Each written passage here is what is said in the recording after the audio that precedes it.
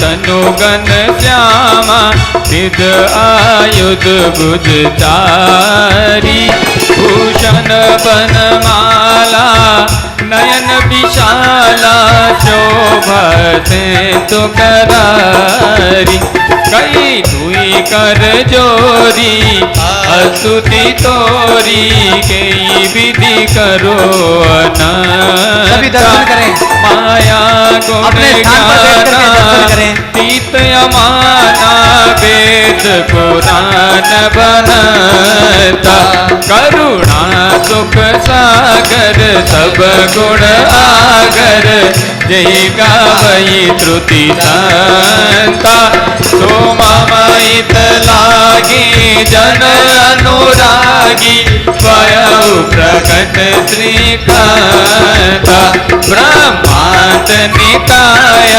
निरमित माया रोम रोम प्रतिभेद कहे मम उर्दो वासी यवपहासी सुनत धीरमति धीर न रही उपजाजब ज्ञाना प्रभु मुस्काना चरित बहुत विधि कीन चाहे कही कथा सुहाई मातु बुझाई दे प्रकार सुत प्रेम लहे माता पुण्य बोली सोमति डोली सजहु तात यह रूपा की जैसी सुलीला अति प्रिय शीला यह सुख परम अनूपा सुनि वचन सुजाना रोदन खाना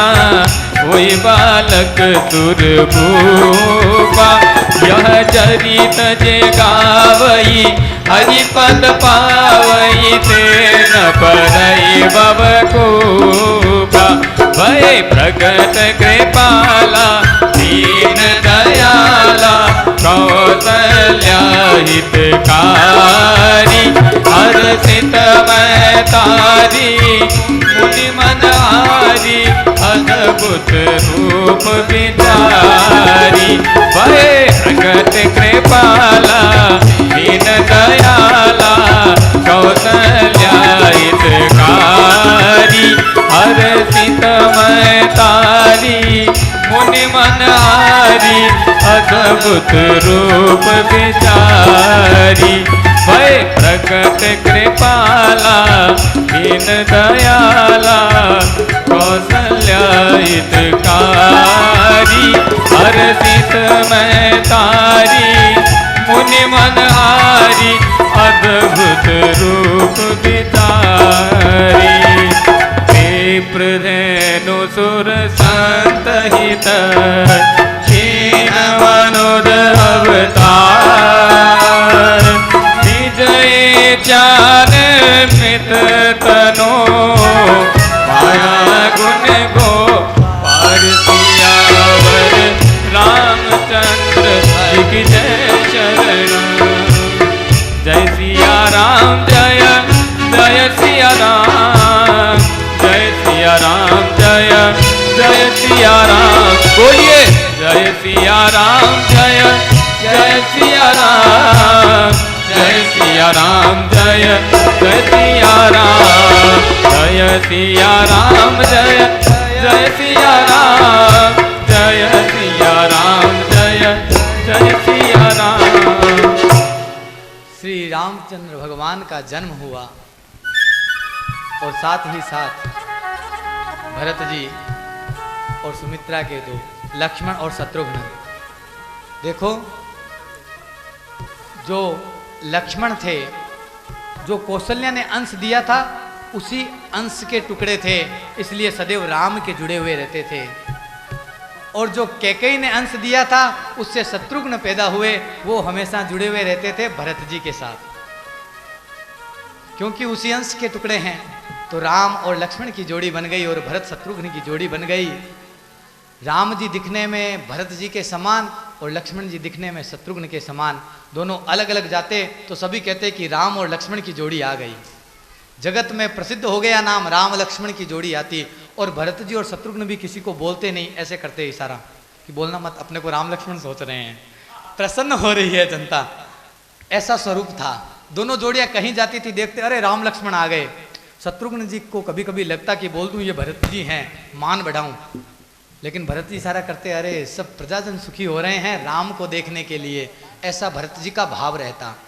बाल लीलाएं की, माँ का स्वभाव होता है। भगवान ने चतुर्भुज रूप दिखाया, प्रकट हुए कि देख माँ मेरा ये स्वरूप है। माँ ने कहा नहीं, ये तो मैंने उसी समय देख लिया था जिस समय मैं शत्रुपा थी, मेरे को तो कीजे शिशु लीला अति प्रियशीला, मेरे को शिशु लीला देखनी है आपकी, मेरे को वो दिखाइए। भगवान ने कहा माँ जैसी आपकी इच्छा हो मैं वैसी शिशु लीला दिखाऊंगा। और माँ की इच्छा से भगवान उनके अजीर में बैठ गए, नाना प्रकार की शिशु लीलाएं कर रहे हैं। भगवान की लीला का एक भजन।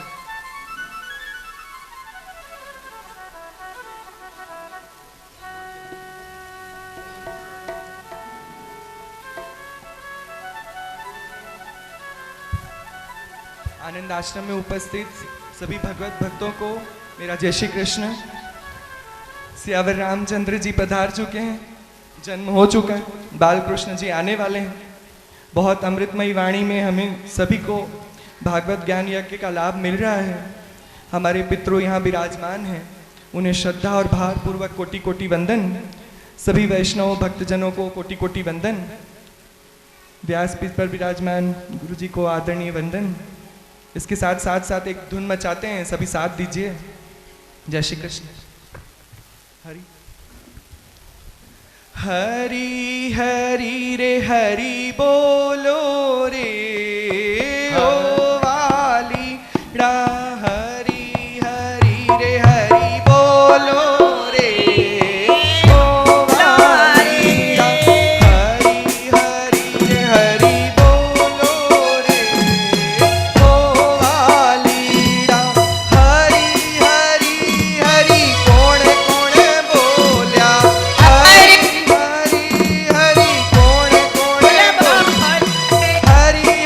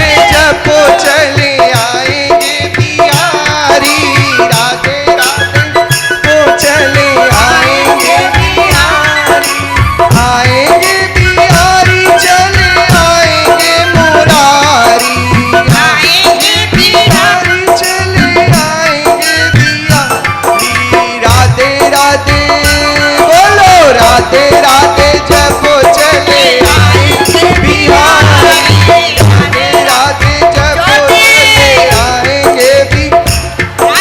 राधा मेरी चंदा चकोर है बिहारी, राधा मेरी चंदा चकोर है बिहारी, राधा मेरी भोली तो चंचल है बिहारी, राधा मेरी भोली तो चंचल है बिहारी।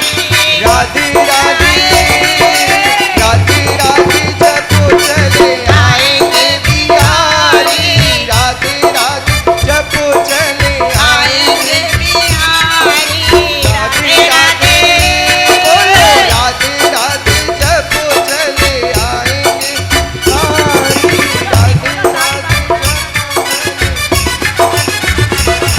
बोलो राधे राधे श्याम मिला दे। जय श्री कृष्ण। श्री कृष्ण भक्तों का भाव, जग में प्यारे हैं सुंदर नाम, चाहे राम कहो या श्याम। संक्षिप्त में श्री राम कथा बाल लीलाओं से अभी मन पूर्ण नहीं हुआ। दशरथ जी गोद में बिठा करके खिला रहे हैं राम जी को छोटा समझते हुए कि एक दिन विश्वामित्र जी आ गए, बोले कि मेरे यज्ञ में राक्षस लोग बाधा डालते हैं, आप अपने पुत्र को भेज दो। दशरथ जी से जैसे किसी ने प्राण मांग लिए हों। दशरथ जी ने कहा कि नहीं, आप कुछ और मांग लो, मैं कुछ और दे दूंगा। लेकिन विश्वामित्र जी टस से मस नहीं हुए। तब राम लक्ष्मण ऋषि का कार्य करने के लिए ऋषि के साथ गए, ताड़ का वध किया और ऋषि के यज्ञ की रक्षा की। वहाँ से विश्वामित्र ही उनको जनकपुरी ले गए। वहाँ पर शिव का जो पिनाक नाम का जो धनुष था, जिसकी मैंने आपसे पहले चर्चा की थी, वो पिनाक धनुष वहाँ जनक जी के यहाँ पर रखा हुआ था। सद्य खेलते खेलते ही एक बार सीता जी ने इसको ग्रहण कर लिया, हाथ में उठा लिया और वापस सफाई कर दी। जनक जी ने प्रतिज्ञा की कि इस धनुष को जो उठा करके तोड़ देगा उससे मैं अपनी पुत्री का विवाह करूंगा, क्योंकि पुत्री से पुत्र श्रेष्ठ होना चाहिए। सीता जी का वंश पढ़ेंगे। इक्ष्वाकु के एक राजा हुए निमि, जिसने पहले दिन की कथा सुनी है वो निमि का अंश जानता है। निमि का नाम ही शरीर त्याग करके जनक हुआ, मिथिला कहलाए। उसी में शीरध्वज नाम का जो जनक था, उसकी पुत्री ये सीता जी थी। सीता जी का विवाह जिस धनुष को तोड़ने के ऊपर था, उस धनुष को तोड़ करके सीता जी से श्री राम ने विवाह किया। राम सीता विवाह हुआ, लेकर के आ गए। सीताराम विवाह के साथ में ही भरत लक्ष्मण शत्रुघ्न चारों का विवाह हो गया। अयोध्यापुरी आ गए। दशरथ जी को मन में आया कि मैं राजा रामचंद्र जी को राजा बना दूं और राज्य सिंहासन पद प्रदान करूं। मन में आया, ऋषियों से बात की, सभा में बात पूर्ण हुई। इससे पहले कि कैकेयी को जाकर के कहते, दुष्ट मंथरा ने कैकेयी को भिड़का दिया।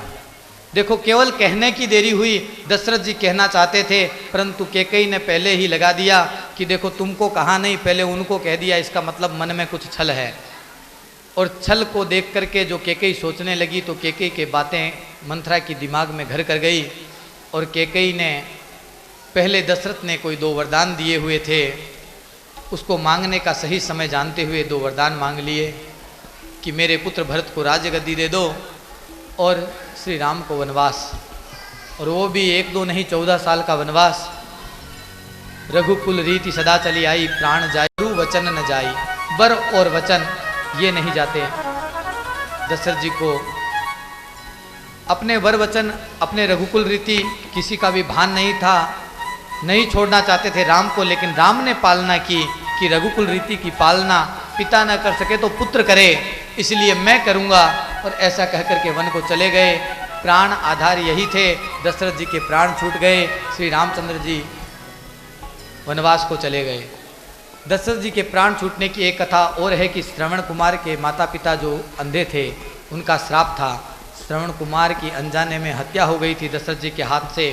श्रवण कुमार के माता पिता अंधे थे। श्रवण कुमार के जो माता पिता थे वो इसी इक्ष्वाकु वंश के जो कलमासपाद, मैंने आपको बताया था कि उनका नाम याद रखना, इन कलमासपाद के श्राप के कारण अंधे हुए। एक समय श्रवण कुमार के माता पिता कलमासपाद को प्रणाम करने के लिए गए तो उनके पाँव की तरफ देखा तो पता चला कि उनके पाँव काले हैं। तो आंखें बंद कर ली। उन्होंने श्राप दिया कि तुम्हारे नेत्र अब कार्य नहीं करेंगे, तुमने मुझसे घृणा की तो इस प्रकार कभी भी किसी संत से ब्राह्मण से घृणा नहीं करना। उससे घृणा करने का ऐसा दोष होता है कि अंधकार आ जाता है जीवन में। राजा दशरथ की मृत्यु हो गई, राम जी वनवास में हैं, भरत जी को सूचना दी गई, भरत जी आ गए और भाई हो तो ऐसा। भरत जी ने कहा कि मैं मेरे प्रभु राम को चाहता हूँ, राज को नहीं चाहता। यद्यपि माता ने, वहाँ के गुरुजनों ने, सभी ने कहा कि भरत तुम राज्य ले लो, तुम्हारे पिता ऐसा ही आदेश देकर के गए हैं। तब उन्होंने कहा कि मेरे माता पिता सब राम हैं, उनसे आदेश लेकर के आकर के मैं राज करने को तैयार हूँ। हम सभी चलते हैं, उनसे आदेश लेकर के आते हैं। चित्रकूट में गए। चित्रकूट में राम जी क्या आदेश दे, राम जी तो स्वयं भक्त के वश में हैं। अब भक्त को ही ये सब कार्य संभालना है। सभी देवता, भक्त राज, भ्रातृभक्त भरत की शरण में गए। भरत जी को पूरी बात बताई तो भरत जी ने कहा कि ठीक है, यह राम जी से जुदाई का विष मैं ही पीता हूँ। बात हुई, राम जी ने कहा जैसा भरत कहेगा मैं कर लूँगा। भरत जी ने कहा कि फिर मेरे को आपकी चरण पादुकाएं दे दो, मैं उन पर अपना अधिकार चाहता हूँ, आपकी चरण पादुकाओं पे कोई अधिकार न करे। भगवान ने अपनी चरण पादुकाएं उन्हें दे दी। भरत जी ने वरदान मांगा कि प्रभु आपसे जितना मैं प्रेम करता हूँ उतना कोई और प्रेम करे और कभी आपके मंदिर पर आवे, दर्शन करे तो अपनी चरण पादुकाएं उसके शीश पर धर देना। भगवान ने वरदान दे दिया। आज भी तमिलनाडु के किसी भी मंदिर में हम जाते हैं, श्री रंगनाथ जी के मंदिर में जाते हैं तो हमारे शीश पर वो चरण पादुकाएं रख देता है। वैसा ही पहले से लिखा गया था। शूर्पणखा ने जाकर के भगवान की ही प्रेरणा से वही काम किए। पहले खरदूषण को कहा, वो आकर के भगवान के अंदर समा गए। फिर जाकर के रावण को प्रेरित किया। रावण ने कहा कि मैं इन सब का बड़ा भाई हूँ, मैं इन सब दैत्यों का बड़ा भाई हूँ, मेरा ये कर्तव्य बनता है कि सबको पहुँचाऊँ फिर जाऊँ। तो रावण ने चुना तो मारीच वो भय खाता था, क्योंकि जब विश्वामित्र ऋषि के हवन की रक्षा श्री राम जी ने की, उस समय मारीच को एक बाण मारा जिससे वो समुद्र पार आ गया। तो मारीच भगवान के सामने जाने से डरता था। रावण ने सोच करके देखा कि सबसे पहले मारीच को पहुंचाना है और मारीच के पास ही गए कि जाओ, और जाकर के तुमने क्या सोचा कि यहाँ भगवान से बच जाओगे? बच के देखो भगवान से, भगवान को छल के देखो। और वो सोने का मृग बनकर के भगवान को छला। भगवान ने उसकी लीला समझ ली और वही कार्य किया। सीताहरण से पहले भगवान स्वयं समझ गए कि सीताहरण होने वाला है। सीता जी को कहा कि अपने स्वरूप को यहाँ विस्तारो और छाया सीता बन जाओ। वो छाया सीता कुटिया में थी।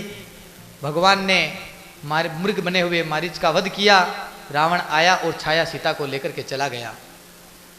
बूढ़े जटायु ने रक्षा का प्रयास किया और जो पद दशरथ को मिलना था वो पद प्राप्त किया। भगवान ने अपने हाथ से उसका अंतिम संस्कार किया। ऐसे भक्त जटायु की जय हो। श्री रामचंद्र जी ने वहाँ पर सीता जी की विरह लीला की कि मर्यादा पुरुषोत्तम परमपिता भगवान श्री राम, जिनसे कभी सीता जी अलग नहीं हो सकती, लेकिन संसार को दिखाए कि पत्नी की कितनी आवश्यकता है, पति पत्नी का कितना प्रेम है, उस विरह का उदाहरण देने के लिए ऐसा विरह किया कि सती को भी भ्रम हो गया। वहाँ से कुछ आगे बढ़े, सबरी को धन धान्य कृतार्थ किया। सबरी धन्य हुई। सबरी ने पंपा सरोवर का मार्ग बताया, वहाँ पर गए। सुग्रीव आशंकित दृष्टि से था तो हनुमान जी को भेजा। हनुमान जी ने श्री प्रभु राम को पहचान लिया और कहा कि ये तो जो भी इनसे आशंकित हो, इनसे डरता हो, उसका डर मिटाने वाले हैं। लेकर के सुग्रीव के पास आ गए कि ये डरने वाले नहीं हैं, ये डर मिटाने वाले हैं। ये तुम्हारा जो डर है उसको मिटा देंगे। सुग्रीव ने कहा कि मेरे को तो बाली से भय है। श्री रामचंद्र जी ने बाली से भय मिटा दिया। सुग्रीव के साथ में सखा थी, सखा भक्ति थी। सुग्रीव को यह दिखाने के लिए कि मैंने तुम्हारा काम किया है तो तुम भी मेरा कार्य करो, इस सख्यपन को निभाओ। भगवान ने लक्ष्मण को प्रेरित किया। लक्ष्मण गया। सुग्रीव कुछ भयभीत होकर के श्री हनुमान जी की प्रेरणा से नाना दिशाओं में वानरों को भेजा गया। समुद्र के किनारे पहुँचे। संपाति की सहायता से सीता जी का पता चला। समुद्र पार कौन करे, जामवंत तो बूढ़ा है, पहले दिन की कथा में बताया था। तो युवा वर्ग को आगे करो। जामवंत ने युवा वर्ग को आगे किया। युवा वर्ग क्या है, सकुचाता है, कुछ बोलता नहीं है, कोई काम कभी किया नहीं है। हनुमान जी ऐसे कुछ बोले नहीं। जामवंत ने हनुमान जी को आगे किया कि महाराज राम काज लगी तव अवतारा, आपका कार्य, आपका कर्तव्य, आपका अवतार इसीलिए हुआ है कि आपको राम जी का कार्य करना है। हनुमान जी ने वही कार्य किया। सीता जी की सुधि लाए और आकर के सीता जी की सुधि ले तो लेकर के आए। आकर के रामचंद्र जी को किया कहा कि बेगी चलिए प्रभु आनिए, जल्दी चलिए प्रभु। अब जल्दी से सीता जी को लेकर के आते हैं। श्री रामचंद्र जी समुद्र के किनारे पहुंच गए। विभीषण भगवान का कीर्तन करता था, उसको रावण का यह मार्ग अच्छा नहीं लगा। उसने रावण को कहा कि भगवान सामने से आ रहे हैं तो शरणागति होनी चाहिए, शरण में जाना चाहिए। रावण ने कहा मेरा मार्ग मैंने चुन लिया, तेरा मार्ग तू चुन। लेकिन विभीषण को कुछ शंका थी, बार बार समझाने लगा। पांव के आघात से भेज दिया श्री राम के पास में। शरणागति भक्ति प्राप्त की। रावण ने अपने भ्रातृ कर्तव्य को निभाया। विभीषण जिस समय राम जी के पास आए उसी समय राम जी ने राज तिलक कर दिया और अखंड राज्य दे दिया। जैसा बलि को दिया वैसा विभीषण को दिया। विभीषण आज भी सप्त चिरंजीव है और लंका पर राज करते हैं। ऐसा अखंड राज्य दिया। शिव का पूजन किया। शिव का पूजन करके समुद्र पार किया। समुद्र पार करके रावण और राम का ऐतिहासिक युद्ध हुआ। उसमें श्री राम की विजय हुई। रावण ने अपना कार्य पूर्ण करके भगवान श्री राम के हृदय में वास किया। श्री रामचंद्र जी ने अपने वचन के अनुसार विभीषण को लंका का राज्य दे दिया। और मैं अब भरत के बिना नहीं रह सकता, एक क्षण के बिना भी, ऐसा प्रेम दिखाते हुए उससे अगले दिन भरत जी के पास पहुंच गए। भरत जी और राम जी का मिलाप हुआ। राम जी सीता जी को सिंहासन पे विराजमान किया गया और राज्याभिषेक कर दिया। देहिक देविक भौतिक तापा, राम राज नहीं काहू ही व्यापा। राम जी का ऐसा राज्य था, आज भी इतिहास में उसकी चर्चा होती है। कभी भी सुख की अभिलाषा होती है तो कहा जाता है कि राम राज्य हो जाए, राम राज्य लाना है। ऐसी राम राज्य की महिमा है कि इतने हजारों वर्ष के बाद भी लोग उस सुख को चाहते हैं। तो ये श्री राम जी की कथा मैंने संक्षिप्त में आपसे कही। ये राम जी हम सब पे कृपा बना करके रखें। अब देखिए कि राम जी के कुछ कार्य अधूरे रह गए। क्या कार्य? राम जी मर्यादा पुरुषोत्तम थे। राम जी ने कहा कि मैं मर्यादा पुरुषोत्तम हूँ, भगवान हूँ, जिसको मेरे पास आना है आ जाओ। विभीषण, लेकिन आगे आ रहा है द्वापर युग, तो सभी देवता ने कहा कि प्रभु ये मर्यादा पुरुषोत्तम वाला रूप नहीं चलेगा, क्योंकि लोग आपके पास आने में कोई शर्माएगा, कोई आलस के वश नहीं आएगा। तो भगवान ने कहा कि ठीक है, तो फिर मैं पहुंचूंगा, जहां जहां पहुंचना है वहां वहां पहुंच करके लाभान्वित करूंगा, ऐसा अवतार लूंगा। बोले प्रभु अवश्य ऐसा अवतार ही लीजिए, क्योंकि ये द्वापर के जो मनुष्य हैं कुछ कमजोर रहेंगे, इनके लिए इसी प्रकार के अवतार की आवश्यकता है। और फिर कलयुग के मनुष्य तो बहुत अधिक दुर्बल हैं, आपका भजन कीर्ति भी नहीं कर पाते, आपके अंदर श्रद्धा विश्वास भी अधिक समय तक नहीं रख पाते, आपको ही पहुंच करके बाँह पकड़नी पड़ेगी। भगवान ने कहा ऐसा ही करूंगा, जाकर के पकड़ के ले आऊँगा और मोक्ष कर दूंगा।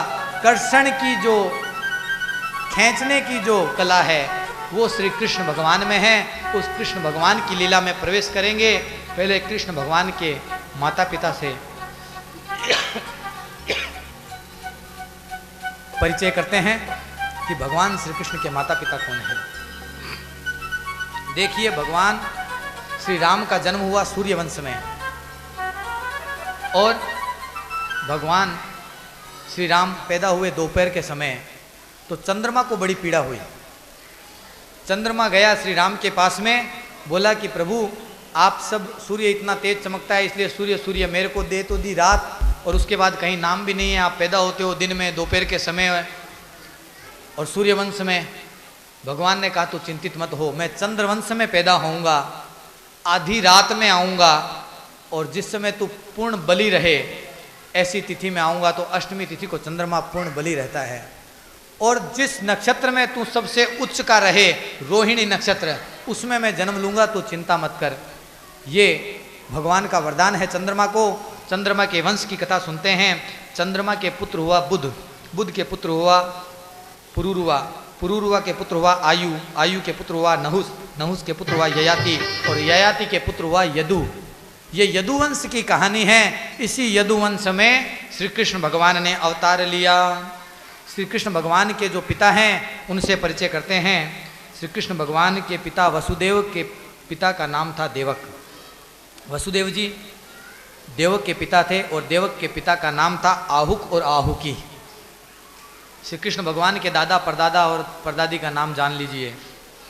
पुनर्वसु के पुत्र थे आहुक और आहुकी, उनका पुत्र हुआ देवक। देवक के 4 पुत्र और 7 पुत्रियां थी।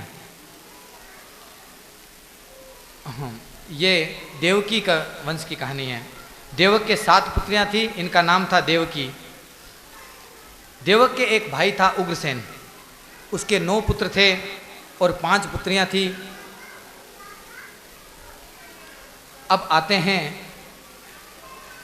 श्री वसुदेव जी के कुल में। देवबीड़ नाम के एक यदु थे, उनके पुत्र का नाम था सूरसेन। सूरसेन की पत्नी का नाम था मारिसा। सूरसेन और मारिसा से पैदा हुए थे वसुदेव जी। वसुदेव जी की माता का नाम था मारिसा और पिता का नाम था सूरसेन। क्षमा चाहूँगा, जल्दबाजी में ये गलती हो गई। आज जल्दी बहुत है ना श्री कृष्ण जन्म कराने की, और श्री कृष्ण जन्म हो रहा है तो गात कंपित हो रहे हैं कि श्री कृष्ण जन्म होने वाला है। श्री कृष्ण भगवान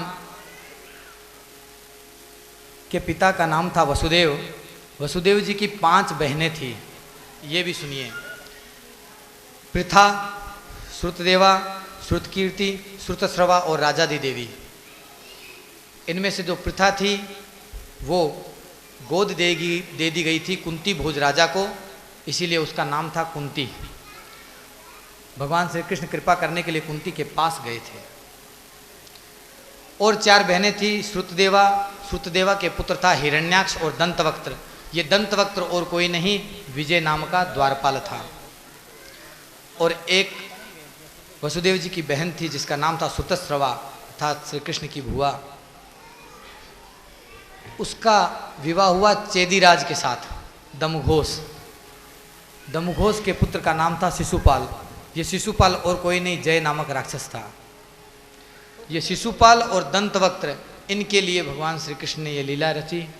और भगवान श्री कृष्ण ने कहा कि मैं मर्यादा पुरुषोत्तम नहीं रहूँगा, मैं कलयुग के लिए भी इस प्रकार की लीलाएं करके जाऊँगा कि अंत तक लोग मेरे नामों का उच्चारण करेंगे। मैं वहाँ पर घर घर जा कर के हाथ पकड़ पकड़ करके खींच खींच के उनको भक्ति का वरदान दूंगा। ऐसे श्री कृष्ण हैं।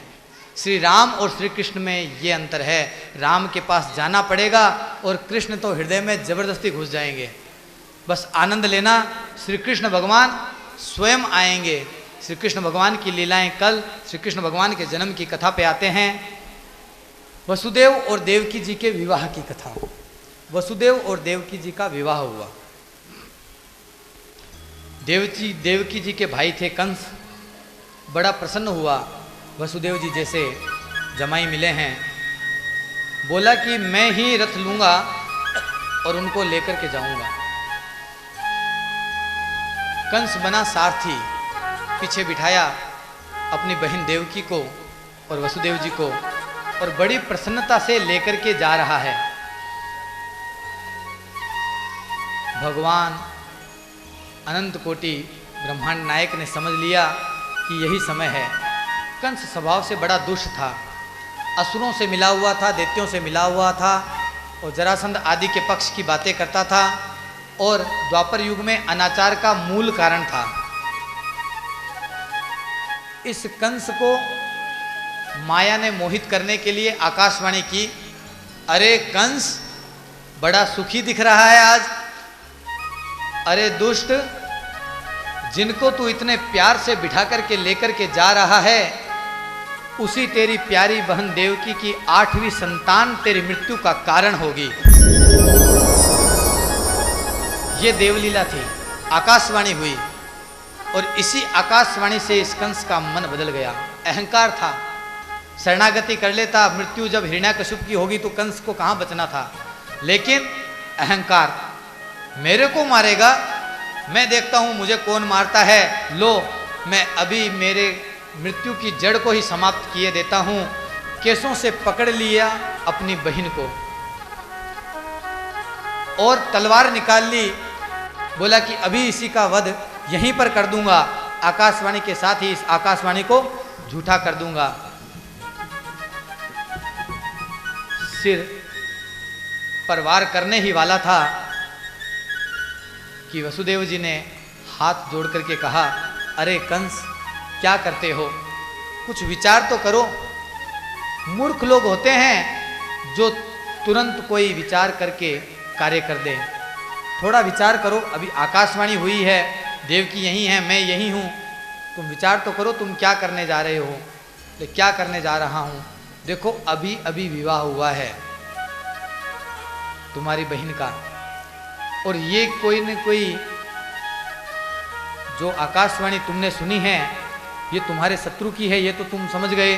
बोले हाँ, तो तुम्हारा शत्रु इस समय ऐसी घोषणा करेगा, इस घोषणा का उसको क्या मालूम नहीं है कि तुम अभी देवकी को मार दोगे।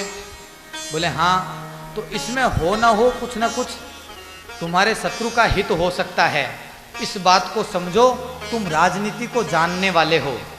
कंस की प्रशंसा की कि तुम तो राजनीति को जानने वाले हो, तुम्हारा शत्रु अभी ऐसी क्यों घोषणा करेगा। कंस को कुछ बात समझ में आई, हाँ सही बात है, चलिए लेकर के राज दरबार तक चला गया। अपने राज दरबार में लेकर के आया और अपराधी की तरह खड़ा कर दिया वसुदेव और देवकी को। बोले अब राज दरबार में मंत्रणा करेंगे, क्या करें, मारें या न मारें। घोषणा हुई है 8वां पुत्र आएगा, सभी अपनी अपनी सलाह देने लगे कि ऐसे करो, ऐसे करो, ऐसे करो, ऐसे करो। सभी ने विचार विमर्श किया। वसुदेव जी ने कहा मेरा भी कुछ सुन लो। बोले हाँ। वसुदेव जी ने एक तो अनर्थ होने से बचा दिया, बोले कहीं मार देता और मेरे शत्रु का ही कोई हित हो जाता। तो वसुदेव जी आप ही बता दो। बोलो देखो क्या कहा आकाशवाणी में कि 8वां पुत्र मृत्यु का कारण होगा, तो 7 पुत्र तो निर्दोष हैं। तुम ऐसा करो कि मुझ पे विश्वास है। बोले हाँ वसुदेव जी आप पे विश्वास है, तभी तो आपकी बात मानी है। तो विश्वास रखो कि जैसे जैसे पुत्र होगा ना मैं तुम्हारे पास लेके आऊंगा। तुम्हारी इच्छा है तो रखना, नहीं इच्छा है तो मार देना। बोले नहीं नहीं आप 8वां बेटा ला करके दे देना। बोले ठीक है, लेकिन तुम रहोगे मेरे नजरबंदी में।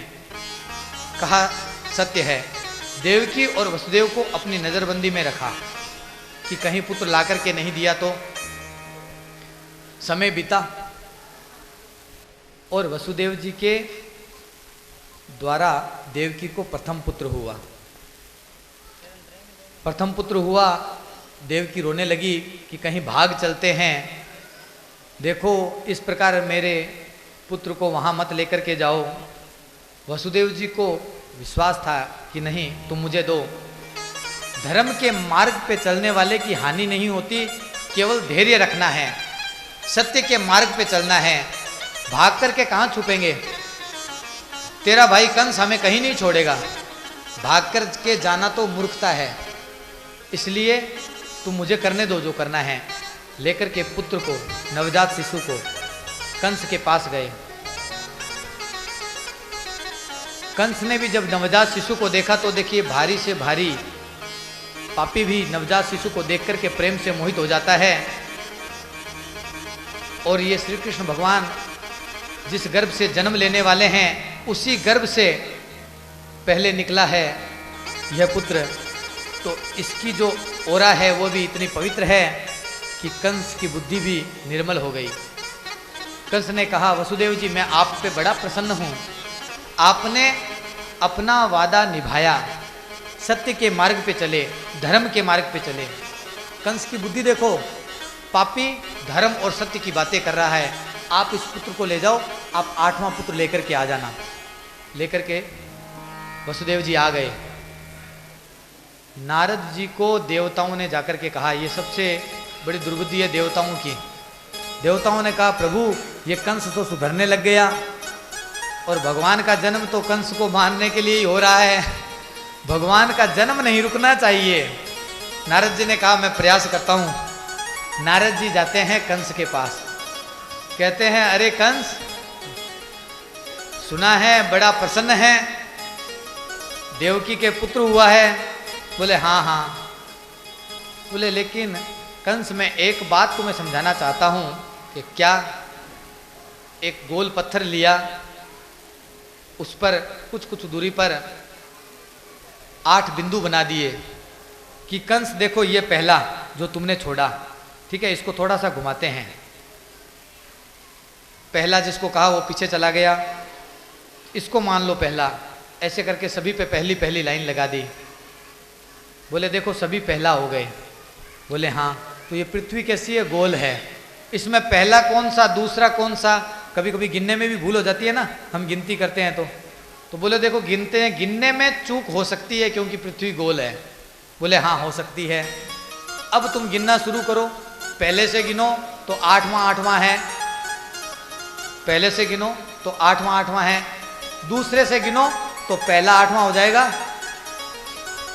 अब भगवान ने कहीं दूसरे से गिनना शुरू कर दिया तो भगवान ने तो 8वां कहा है, 8वां कौन सा ये तो नहीं कहा।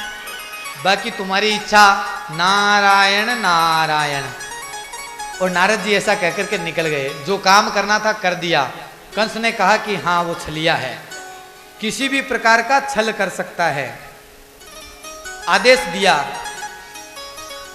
वसुदेव जी पुत्र को पुनः लेकर के आ जावें। वसुदेव जी धर्म के मार्ग पे, सत्य के मार्ग पे चलने वाले थे। देवकी पहचान गई कि अब मेरा पुत्र वापस नहीं आएगा, रोने लगी। वसुदेव जी छीन रहे हैं पुत्र, नहीं धर्म के सत्य के मार्ग पे चलना है। देवकी कहती है नहीं, आने दो कंस को, मुझे मारेगा चलेगा, मेरा पुत्र मैं नहीं दूंगी। ऐसी होती है माँ। वसुदेव जी छीन रहे हैं हाथ पकड़ करके, और देवकी पकड़ रखी है, लेकिन कोमल पुष्प है, अभी अभी पैदा हुआ है। कभी भी देख लो छीना झपटी होगी तो माँ को, जिस माँ को अधिक प्रिय है वही माँ छोड़ेगी। अगर नवजात पुत्र की छीना झपटी होगी तो कौन छोड़ेगा? माँ छोड़ देगी, कहीं पुत्र के हाथ पांव का कुछ अनिष्ट न हो जाए। पुत्र वसुदेव जी के हाथ में आ गया। देवकी सिर पटक रही है, मेरे पुत्र को मत लेकर के जाओ, अब वह पापी कंस नहीं छोड़ेगा, अब वह मार देगा, ये मेरा पुत्र वापस नहीं आएगा, मैं मर जाऊंगी। उसको कंस को आने दो, आप मत जाओ, कंस को आने दो, वो क्रोध करेगा, मुझ पे करेगा, मुझे मार देगा, मैं तो ये जड़ हूं, ये आकाशवाणी मेरे लिए तो हुई है, मुझे क्यों बचाया, मेरे पुत्र को मत लेकर के जाओ। लेकिन वसुदेव जी, पिता निष्ठुर हो जाता है। पिता के प्रेम की कमी नहीं रहती, लेकिन पिता को भगवान ने एक स्वभाव दिया है, निष्ठुर हो जाता है। धर्म के कार्य में निष्ठुर होकर के पिता अपने हृदय को पत्थर करके के वसुदेव जी लेकर के चले गए, और वसुदेव जी के हाथ से कंस ने जिस प्रकार कोई मांस का लोथड़ा पकड़ता है उस प्रकार छीन लिया, और कहा वसुदेव जी बहुत हो गई आपकी चतुराई, चतुराई कर करके मेरे को ऐसा घुमा दिया, अब आपको उसका दंड मिलना चाहिए, कुंती को भी उसका दंड मिलना चाहिए। मैं अब आपको सद्य आपके प्राण नहीं हरूंगा, इसी प्रकार एक एक पुत्र होगा और मैं एक एक पुत्र को मारूंगा। ये देखो नारद जी की लीला, कैसा पहले अच्छा सोच रहा था कंस और अब कैसा सोच रहा है। बोले यही सजा है आपकी, एक एक पुत्र को आप लोगों की आंखों के सामने मारूंगा। उस पुत्र को लेकर के कुंती के पास गया। वसुदेव जी ने कहा कि माता के सामने नहीं, आप मेरे सामने कर दो, लेकिन लेकर के गया उसी जेल में, कारागार में। देवकी है, वसुदेव है, और उनके सामने देखते देखते पांवों से पकड़ा और पटक करके मार दिया एक पत्थर के ऊपर। हृदय में कुछ बाकी नहीं रहा देवकी के। वसुदेव घुटनों के बल गिर गए, सिर पकड़ लिया अपना। देवकी तो चाहती थी कि मेरे प्राण निकल जाएं, लेकिन कैसे निकले? जितना कष्ट भोगना है उतना भोगना पड़ेगा। रोने लगी। कंस को कहां फर्क पड़ने वाला था, वापस आ गया, कड़ी निगरानी रख दी। बोला कि जैसे ही पुत्र हो अगला मेरे को बुला लेना। 7 दरवाजे बना दिए एक के बाद एक, बड़े बड़े कारागार, बड़े बड़े द्वारपाल बिठा दिए, बेड़ियां लगा दी देवकी और वसुदेव के। कारागार में रहो, जैसे ही पुत्र होता, दूसरा पुत्र हुआ, जाकर के उसी प्रकार मां और पिता के सामने पुत्र की हत्या करता। इतना पापी। पाप का जो घड़ा बचा हुआ था छलकने लग गया उसका।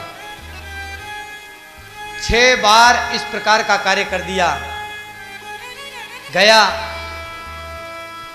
कुंती से पुत्र छीन लिया और पटक करके मार दिया, किसी कभी दीवारों पर, कभी पत्थर पर। देवकी रोती रही, क्या करे बेचारी, कुछ बस नहीं। 6 बार ऐसी घटना हो गई। देवता, इंद्र, ब्रह्मादि वे रोने लगे। भगवान अब आपको आना पड़ेगा। स्तुति करने लगे। गए भगवान के पास कि प्रभु अब प्रकट होइए, अब आपको आना पड़ेगा। अब इस कंस के इस पापों का समूल नाश करना पड़ेगा। भगवान ने कहा ठीक है, मैं जाने का मार्ग देखता हूँ। शेषनाग जी ने कहा कि प्रभु एक आदेश है। बोले कैसे? पिछले जन्म में मेरे को छोटा बनाया था, इस बार बड़ा बना दो। पिछले जन्म में मैं छोटा भाई था, इस बार पहले मेरा नंबर लगा दो। भगवान ने कहा जाओ। गए। देवकी के गर्भ में संकर्षण भगवान श्री शेषनाग जी। 8 महीने हो गए। इंतजार कर रहा है कर्ण, कब प्रसव हो, अब कब मैं जाकर के उसको मारूं। भगवान ने एक विचित्र लीला की। वसुदेव जी की एक पत्नी है रोहिणी, वो रहती है नंद बाबा के पास। नंद बाबा और यशोदा के पास में सेवा करती है। भगवान श्री कृष्ण ने माया को प्रेरणा की और शेषनाग जी को आज्ञा दी कि प्रभु आप को भी अवतार मेरे साथ लेना है तो आप रोहिणी के गर्भ में पहुंच जाइए। बलराम जी देवकी के गर्भ से रोहिणी के गर्भ में पहुंच गए। 8वें महीने का गर्भ आया हुआ, शिशु गायब हुआ नहीं। आश्चर्यचकित सभी, क्या हुआ? लोगों ने सोचा कि जिसके 6 पुत्रों को ऐसे पटक पटक के मारा हो तो 7वां पुत्र तो भय से ही अंदर ही खत्म हो गया होगा। अट्टहास किया कंस ने, देखा मेरा भय गर्भ में ही मर जाएगा वो विष्णु आएगा तो। ऐसा विश्वास हो गया उसको कि अब विष्णु क्या आएगा। अरे देवकी के तो गर्भ में मरने लग गए हैं, कहां से विष्णु आएगा? मेरा भय लग गया विष्णु को। अरे जिसका भय भय को है उसको तुझसे भय होगा मूर्ख। क्रूरता और मूर्खता कंस में वास कर चुकी है। भगवान श्री कृष्ण ने कहा कि बलराम जी तो अपने स्थान पर पहुंच गए हैं, अब मैं अपनी लीला प्रारंभ करता हूं। और देवकी के गर्भ में आ गए। बोलिए श्री कृष्ण भगवान की जय। बेड़ियों में बंधे हुए हैं देवकी और वसुदेव। 7 ताले दरवाजे बड़े बड़े द्वारपाल श्री कृष्ण भगवान कैसे पहुंचेंगे अपनी जगह। देवता सभी आश्चर्यचकित हैं लीला देखने के लिए कि भगवान लीला क्या करेंगे वो तो देखें। भगवान ने अपनी प्रेयसी को बुलाया, माया को। माया, कुछ लीला करोगी? माया ने कहा प्रभु मेरा तो काम ही यही है, क्या करना है आदेश दीजिए। बोले तुम नंद बाबा और यशोदा के यहाँ जाओ। नंद बाबा और यशोदा भी कौन है? मनु शत्रुपा ही हैं। इस समय कैकेयी जो थी उसने वरदान मांगा था भगवान से कि भगवान आपकी लीला में मुझे जो, ये भगवान की लीलाएं हैं, मुझे जो आपने माता बनाया है उसको संसार पहचान नहीं पाएगा, मेरे को यश कब मिलेगा। श्री राम जी ने कहा कि माँ आपको ऐसा यश दिलाऊंगा कि लोग सभी माताओं के यश को भूल जाएंगे। आपको जो मैं यशो दूंगा उसके कारण आपका विश्व में नाम विख्यात होगा, यशोदा। ये यशोदा श्री कृष्ण की माँ है। नंद बाबा की पत्नी, बुढ़ापा घेर लिया, संतान नहीं है, कोई संतान हो जाए तो अच्छा।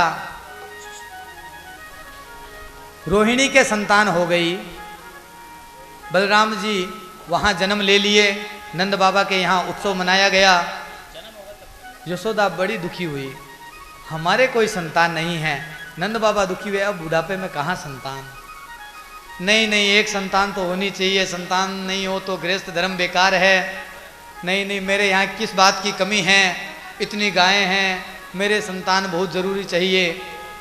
भगवान ने माया को प्रेरित किया और यशोदा मैया को खुशखबरी मिल गई। एक दिन कह दिया नंद बाबा से, एक बात सुनाऊं? बोले क्या? बोले आप पिता बनने वाले हो। नंद बाबा प्रसन्न हो गए कि मैं पिता बनने वाला हूं, और यशोदा माँ बड़ी प्रसन्न है कि अब मैं भी माँ बनूंगी। गर्भ में कौन आई है? माया। 9 महीने क्या सेवा की है माया की। माया की सेवा से माया गर्भ में ही यशोदा माँ को वरदान देती है कि माँ, मायापति जो भगवान है ना, वो आपको इतना सुख देंगे, इतना सुख देंगे कि क्या कहूँ, ये संसार उस सुख को चाहेगा। हर कृष्ण लीला में प्रत्येक स्त्री चाहेगी कि मैं यशोदा माँ बनूं। इतना यश आपको ये आपका आने वाला पुत्र देने वाला है। आपने गर्भ में मेरी इतनी सेवा की है। गर्भस्थ शिशु की सेवा माँ कैसे करती है? उचित खान पान से। भगवान का कीर्तन करते रहें गर्भ के समय, भगवान का नाम लेते रहें। ये जो गर्भस्थ शिशु की सेवा है ये सभी माँओं को करनी चाहिए। गर्भ में 9 महीने सेवा करना, तब पुत्र जो प्राप्त होगा ना वो 100 साल सेवा करेगा। 9 महीने सेवा करो, वो 100 साल सेवा करेगा। गर्भस्थ शिशु की सेवा माता को जरूर करनी चाहिए। भगवान का कीर्तन करो, भगवान के वंशों की कथा सुनो। ये 9 माह आपको भगवान ने दिए हैं। इन 9 माह में इन ठाकुर जी की सेवा, जो गर्भ में आए हैं, इनकी सेवा करो। आजकल जान ले कोई की कन्या है तो कैसे कैसे पाप कर देते हैं। उन सभी माताओं के हाथ से खाना खाने का भी अपराध है। ऐसी माताएं जो गर्भस्थ शिशु की हिंसा करे, ब्राह्मण को उसके घर का खाना नहीं खाना चाहिए। ब्राह्मण क्या, किसी को भी उसके घर का भोजन ही नहीं करना चाहिए। आज ये सभी माताएं एक तो प्रण लें कि कभी भी गर्भपात जैसा महापाप नहीं करेंगी। चाहे गर्भ में कन्या हो, चाहे पुत्र हो। गर्भस्थ शिशु की सेवा करो। माया की सेवा की माया ने वरदान दिया, उचित समय आ गया है। श्री कृष्ण भगवान और माया का संपर्क तो बना हुआ है। श्री कृष्ण भगवान ने लीला रची। अब चलते हैं जेल में। एक हास्य व्यंग्य है कि एक बार कोई फकीर थे, वो रेल में यात्रा कर रहे थे, तो टीटी आ गया और कहने लगा कि बाबा जी टिकट दिखाओ। बोले हमारे पास टिकट तो नहीं है। तो बाबा जी ऐसे ही यात्रा कर रहे हो? बोले अरे भाई हम तो राम लला की जन्मभूमि से आए हैं दर्शन करते हुए। तो बोले तो फिर बाबा जी चलो। बोले कहाँ? बोले कृष्ण लला की जन्मभूमि में है ना। तो कृष्ण बाबा की जन्मभूमि में चलना पड़ेगा। आप सभी हृदय थाम लें, ये कृष्ण ऐसा है चोरी कर लेगा। श्री कृष्ण कन्हैया लाल का जन्म हो रहा है अर्धरात्रि का समय, भाद्रपद का महीना, कृष्ण पक्ष, अष्टमी तिथि, रोहिणी नक्षत्र में चंद्रमा को वरदान दिया था, रोहिणी नक्षत्र में चंद्रमा, आधी रात का समय।